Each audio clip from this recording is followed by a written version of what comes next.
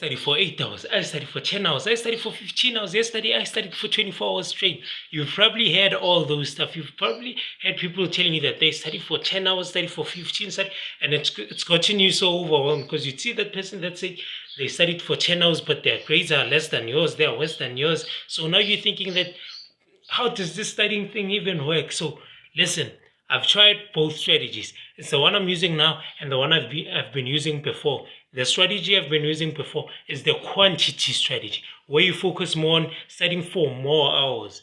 I used to study for 6 hours straight minimum, and my grades aren't as good as they are now. So basically, this is how it works. When studying, there's something I've just came up with. Maybe someone came up with, but I just thought of now. Something called the productivity graph.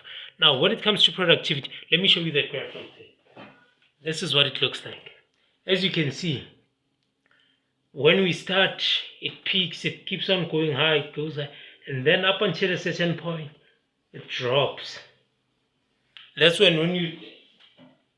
you'd find that when you try studying for maybe those 8 hours, by hour 4 or 5, you're there mentally fatigued, just like trying to finish the 8 hours. It's no longer productive. So this graph basically illustrates that there's a sweet point to aim for. There's a sweet spot to aim for when studying, and that once you pass that sweet spot, the hours you then put in are no longer productive. You're just there.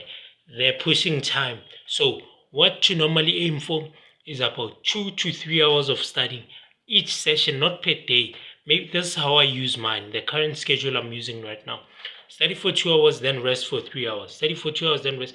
You know that by hour 2, your brain is still at peak strength. At hour 2, you can still do more, but choose not to do more, because you can do more up until the third hour. Then when you start trying to push for the fourth one, you're now mentally fatigued.